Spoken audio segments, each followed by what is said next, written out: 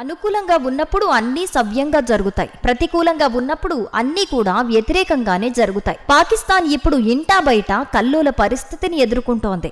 ఏం చేద్దామనుకున్నా ఏదో సమస్య ఆ దేశాన్ని వెంటాడుతోంది. ఆర్థికంగా నిండా మునిగిన పాకిస్తాన్ ఇప్పుడు క్రికెట్ విషయంలోనూ గడ్డు కాలాన్ని ఎదుర్కొంటోంది.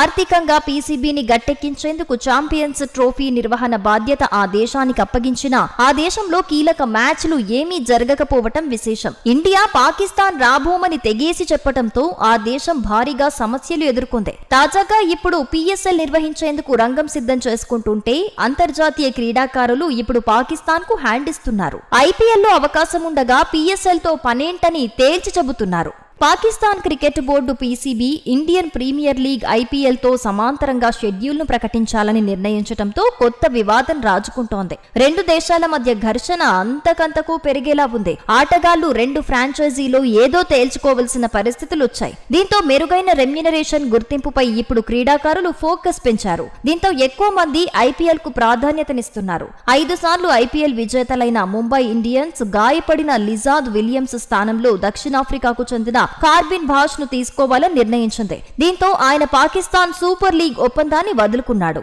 కానీ దక్షిణాఫ్రికా క్రికెటర్ కార్బిన్ నిర్ణయంతో పాకిస్తాన్ క్రికెట్ బోర్డు తీవ్ర అసంతృప్తిగా ఉంది.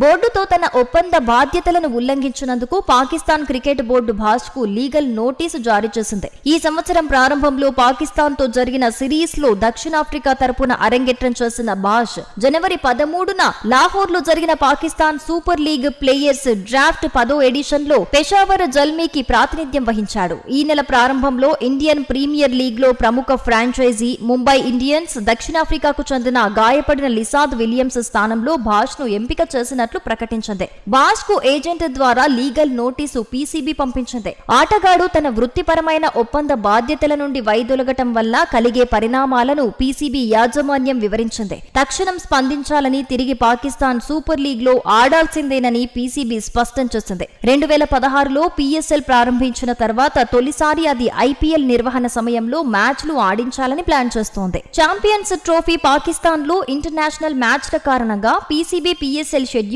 ను ఫిబ్రవరి మార్చి నుండి ఏప్రిల్ మేకి మార్చాల్సి వచ్చింది. ఐపీఎల్ వేలంలో ఎంపిక కాని విదేశీ ఆటగాళ్లు పీఎస్ఎల్ తో డీల్ కుదుర్చుకున్నారు. కానీ ఇప్పుడు రెండు టోర్నీలు ఒకటేసారి జరగటంతో చాలా మంది ఆటగాళ్లు ఐపీఎల్ కు ప్రయారిటీ ఇస్తున్నారు. దీంతో పీసీబీ ఉక్కిరి బిక్కిరవుతోంది. రేపు అసలు పాకిస్తాన్ తరపున ఆడేందుకు విదేశీయులు వస్తారా అన్న అనుమానం కలుగుతోంది.